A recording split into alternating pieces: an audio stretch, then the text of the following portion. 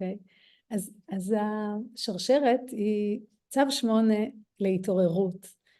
ולא סתם התעוררות, התעוררות פיזית ורגשית, מנטלית, אנרגטית. ומה זה בעצם התעוררות ולמה? למה עכשיו?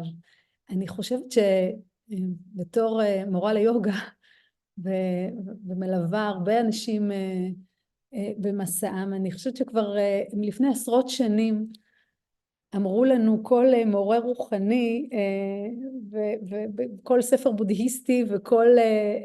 מי שמתעמק בתורת היוגה שהזמן היחידי שאפשר ליצור משהו חדש בחיים שלנו כאנשים אינדיבידואליים ובחיים שלנו כקולקטיב זה כשאנחנו ערים ונוכחים. ובכל זאת כל מחקרי המוח מעידים ואומרים שאנחנו 90% או 95% מהתפקוד שלנו הוא לחלוטין אוטומטי. אוטומטי זה אומר שאנחנו משחזרים שוב ושוב ושוב דפוסים רגשיים, מחשבתיים, שאנחנו כבר מכירים, ויותר מהכל אנחנו רוצים לדעת מה יהיה, אנחנו רוצים שליטה. זה אני חושבת, אנחנו רוצים ביטחון, אחד המנגנונים הכי חזקים להישרדות שיש לנו כבני אנוש, והפכנו את זה באמת למקצוע, איך להיות בטוחים ולהיות בטוחים ככה שנדע מה היה ונדע מה יהיה, ואז אנחנו יכולים לשלוט במצב,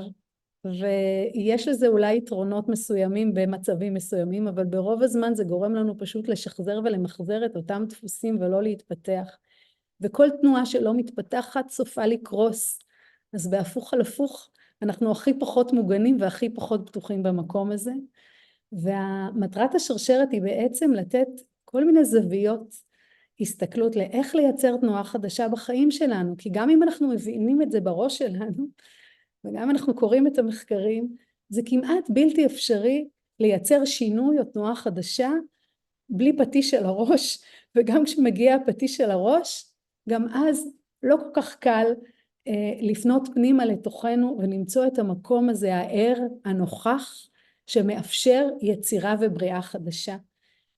ואני חושבת, וצו 8 יש בו שתי משמעויות, לא רק צו 8 כפי שאנחנו בטח בקונטקסט עכשיו מכירים של אנחנו חייבים לעשות את זה עכשיו, ולצערי השרשרת נוצרה אני חושבת לפני 7 באוקטובר, אבל אני חושבת שאנחנו חיים את הצו 8 הזה בכל המובנים,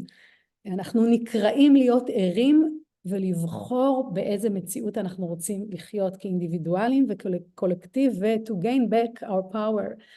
להכיר מחדש את כוחות הבריאה שלנו. ול8 יש עוד מובן, 8 זו התנועה האינסופית המתחדשת,